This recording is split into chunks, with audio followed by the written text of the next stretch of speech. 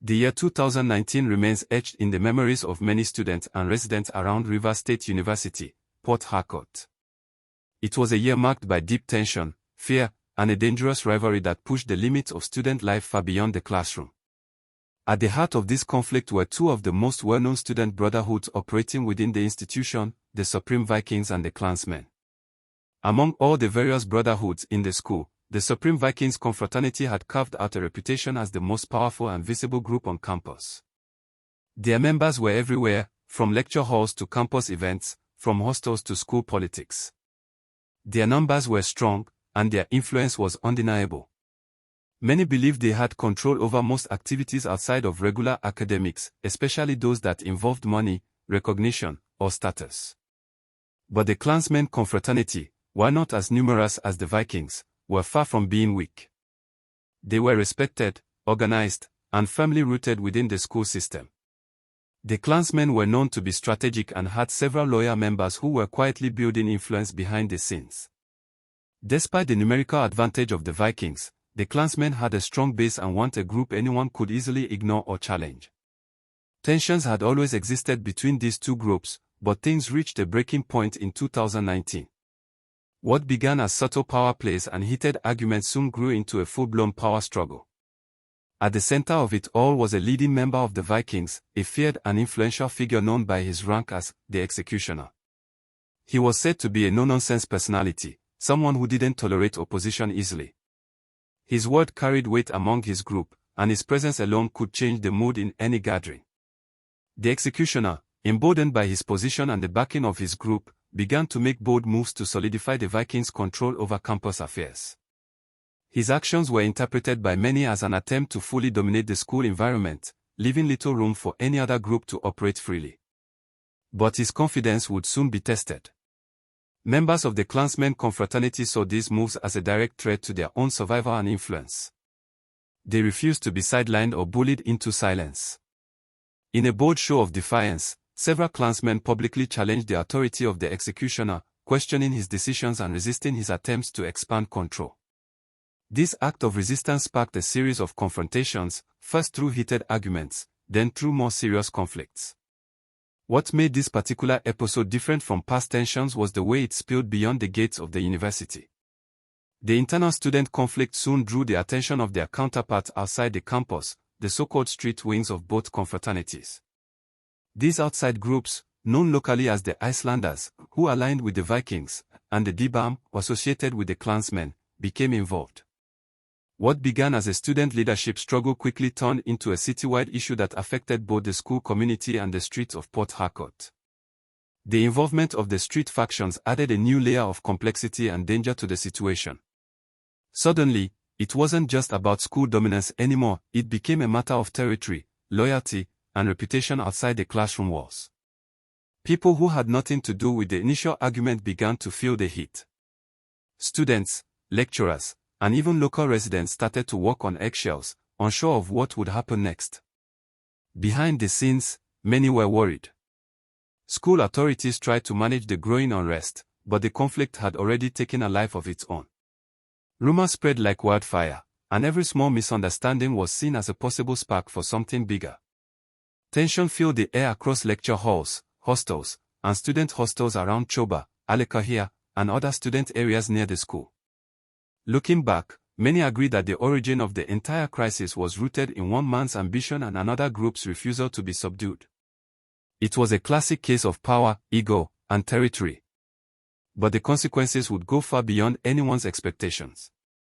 That year, 2019, would later be remembered as one of the most intense and unsettling periods in the school's history, a time when student life was no longer just about books, lectures, and exams, but about navigating a complex and dangerous struggle for power that reshaped the school's entire atmosphere. The moment the Klansmen dared to openly challenge the authority of the Supreme Vikings Executioner at River State University, Port Harcourt, a dangerous line was crossed. For the Vikings, this act of defiance was not something they could simply overlook. It was seen as a direct insult, not just to their executioner, but to everything they represented on campus. To those outside the inner circles, it may have looked like just another student disagreement, but for those involved, this was war. Long before the confrontation that triggered everything, both groups had quietly built up resentment against each other. Past misunderstandings and unresolved issues had created deep tension between them, and many believed that it was only a matter of time before something sparked a full-blown clash. The campus had been holding its breath, and now, it had finally happened. With the recent provocation, the Vikings saw an opportunity to respond, not just to the immediate challenge, but to the years of built-up animosity. Under direct instructions from the executioner, who was known to command with fear and absolute loyalty, members of the Vikings within the institution began moving against those Klansmen who had spoken out. They didn't wait for mediation or negotiation, they wanted to send a message, loud and clear. A few Klansmen were cornered and dealt with physically. Though the confrontation didn't result in any fatal outcomes, the beatings were said to be severe, carried out with the intent of intimidation and to re-establish dominance. For the Vikings, it was about restoring order and warning others never to cross the line again. But while the Vikings may have thought their actions would silence the opposition, they had instead thrown fuel into a fire that was already burning quietly. The Klansmen, known for their calculated responses, didn't react in haste.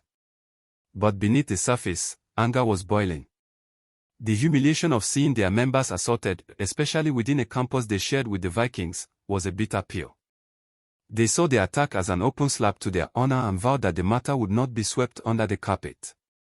In their eyes, what happened wasn't just an act of aggression, it was a declaration of war. And war, they decided, was what they would give in return. Their target was not random. If the Vikings wanted to send a message by attacking, then the Klansmen would do the same, only louder.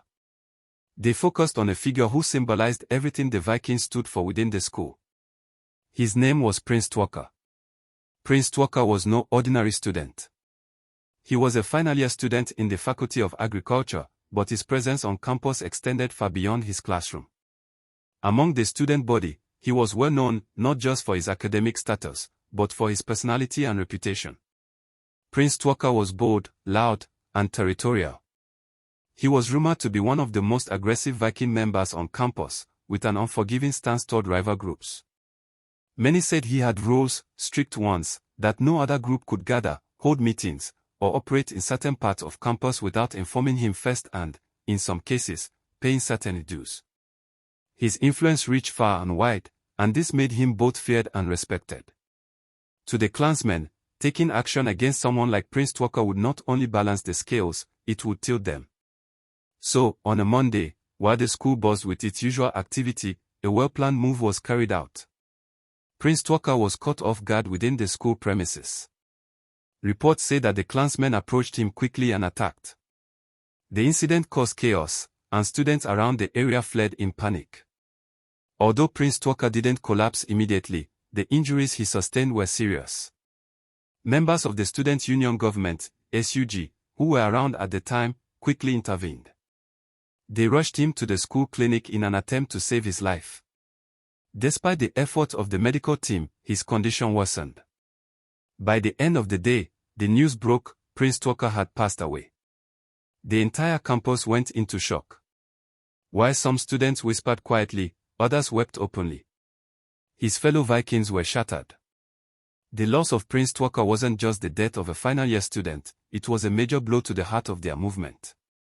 He was one of their most active and vocal members, and his influence could not easily be replaced. But beyond the sorrow, one thing was clear, the conflict had now escalated to a level no one could control. What started as a dispute over dominance had now claimed a life, and the real storm was just beginning.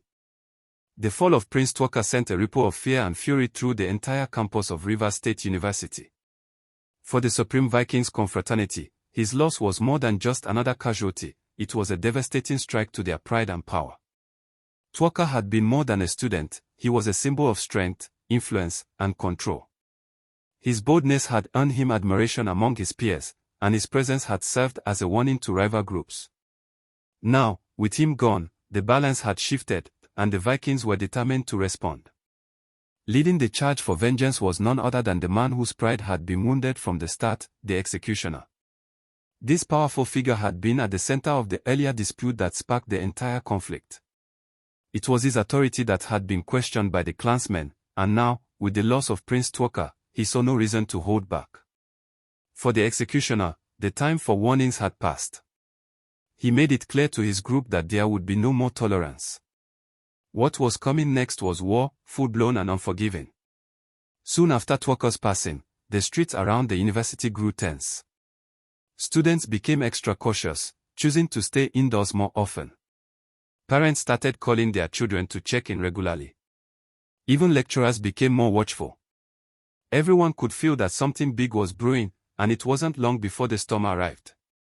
In one of the most shocking events since the conflict began, a group of Vikings allegedly cornered 5 Klansmen members near the school's back gate, a less monitored area often used by students to avoid crowded walkways. Witnesses say the scene was swift and brutal.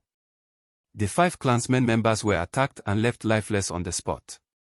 The area was thrown into chaos. Students scattered.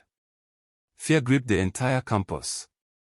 By the time security arrived, the damage had been done. The news spread like wildfire. 5 lives gone in one day, at one location. For the Klansmen, it wasn't just another attack, it was an open declaration that they were being hunted, and their existence on campus was under threat.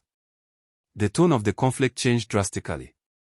It was no longer just about revenge or settling scores, it was about survival. Faced with such a heavy blow, the Klansmen decided they could no longer fight this war alone. They reached out beyond the university walls to their street-aligned allies, a feared group known on the streets as Dee-bam. The Dee-bam had a reputation that stretched far beyond student activities. They were connected, experienced, and had members spread across various neighborhoods in Port Harcourt. When they were called upon, they answered without hesitation. With this new alliance in place, the Klansmen and Dee-bam began their retaliation. Their targets were not random. They wanted the Vikings to feel the same pain they had felt, to lose not just foot soldiers, but key players in their structure.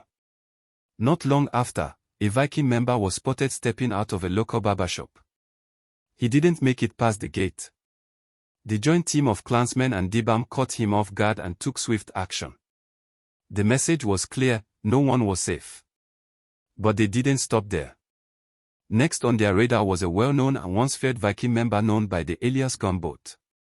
Unlike ordinary members, Gunboat had once held a powerful position of executioner within the Vikings during his time on campus. He was respected for his past leadership and still carried weight in the group even after handing over his position. Taking him down would send a very loud and painful message to the Vikings that the Klansmen were not just reacting, they were dismantling. The opportunity came when Gunboat was returning home from an outing with his girlfriend. The couple was said to be in a peaceful community known as Emuoha, unaware of the surveillance already set in motion. According to reports, the plan to intercept Gunboat was carried out by members of Dee-bam with serious local influence. Some of them were believed to be part of OSPAC, a community-based security outfit within Rivers State that handled local safety and community patrols. These Dee-bam members allegedly used their connections to gather information and plan their ambush with precision. Gunboat was caught at a vulnerable moment.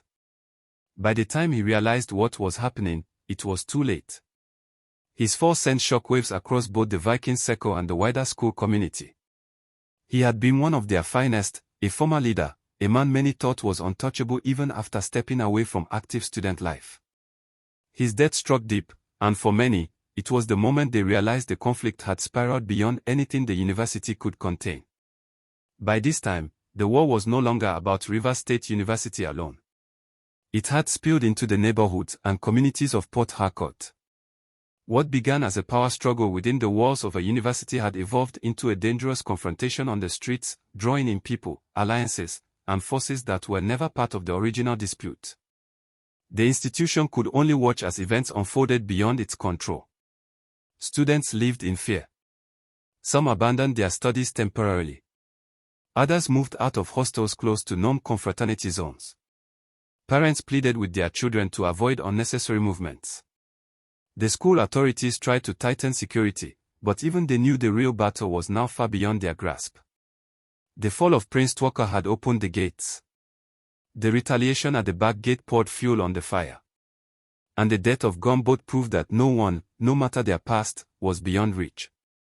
But as everyone soon came to realize, this was only the middle of the storm. The worst was yet to come.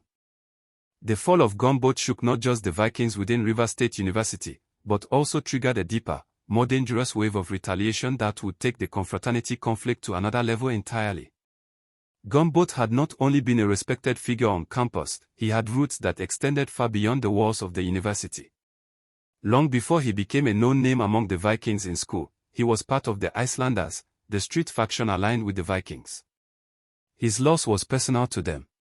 To the Icelanders, Gunboat wasn't just another victim of a student conflict.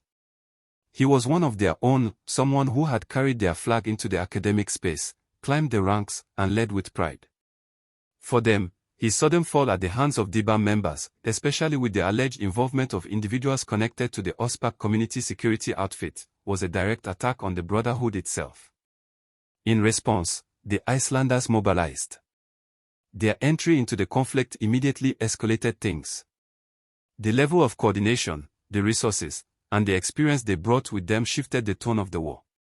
No longer was it a battle between student groups struggling for control within the school, it had now evolved into a citywide clash involving individuals who operated both inside and far outside the academic system. The Icelanders didn't wait for signals or negotiations. Their first major move came swiftly and boldly. One of the OSPAC commanders, a man allegedly affiliated with Dee-bam, was targeted and brought down. It was a loud and clear response. The loss of Gunboat would not go unanswered. But the Icelanders weren't done. They identified 2 more OSPAC commanders suspected to be loyal to Dee-bam. Without hesitation, those 2 individuals were also taken out. What made these events even more disturbing was the fact that these individuals weren't just faceless names. They held community roles, wore uniforms, and were supposed to be part of the local security structure. That they could be touched meant the conflict had reached a dangerous new depth, one where no badge or title could protect you if you were believed to be involved. Fear spread like wildfire across Port Harcourt. Conversations in hostels, markets, student lodges, and even motor parks were dominated by whispers and stories about who was next. Students began staying away from school activities. Some parents withdrew their children entirely. The entire university community began to operate under the constant weight of fear and suspicion. Then, in the midst of this already dark and uncertain atmosphere, another incident sent shockwaves through the campus. His name was Montana Million, a vibrant, bold, and well-known student of marine engineering in his 3rd year. Tall, confident, and outspoken, Montana was the kind of student who attracted attention easily. Though he wasn't officially confirmed to belong to any confraternity, rumors had long surrounded his affiliations. Many believed he was connected to the underworld activities that had been rocking the campus, but nothing had ever been proven. One fateful evening, Montana was at his hostel when he received a phone call. According to multiple accounts, it was a lady on the other end of the line, someone he likely trusted or at least felt comfortable enough with to leave his room for. She reportedly asked him to come meet her outside, close to the female hostel. It was a trap. The moment he stepped outside, Montana was ambushed by unknown individuals. What followed was swift and ruthless. He was taken down in front of the girls' hostel, a location that sent chills through the campus due to its openness and the number of people who witnessed the incident or its aftermath. Students were terrified. If someone as bold as Montana could be taken down so openly, who else was safe? His death sparked even more confusion. While everyone agreed that he had some underground ties, no one could clearly say which group he belonged to or which group had carried out the act. The mystery surrounding his fall only fueled more paranoia and chaos. At this point, it became evident that the battle was no longer about Vikings and Klansmen alone. What had started as a confrontation between 2 student factions had now spiraled into a complex chain of retaliation involving multiple groups, both on and off campus. The involvement of community-level actors and street networks turned what could have been resolved internally into a full-blown security crisis. The conflict soon reached beyond River State University. Reports began to surface of similar tensions and movement at Ignatius Ajuru University, another institution located within the same state. Students in that school began reporting strange activities, unfamiliar faces on campus, and a noticeable rise in tension. It was as though the conflict was spreading like a virus, moving from one institution to another, fueled by fear, revenge, and long-standing rivalries. By now, the message was clear to everyone watching: no one truly wins in these kinds of wars. What began as a show of strength had turned into an endless chain of loss, fear, and destruction. And so, this is where we must pause and reflect. To every young person, every student chasing a better future, we say this with all honesty: say no to cultism. There is no victory in it. No real reward. No lasting pride. Only pain, loss, fear, and regrets. The story of Rivers State University in 2019 is more than just a story, it's a warning. A wake-up call to everyone who might be tempted by the illusion of power, protection, or pride in secret groups. The truth is, once you're in, the path often leads to darkness. Stay focused. Protect your dreams. Choose peace.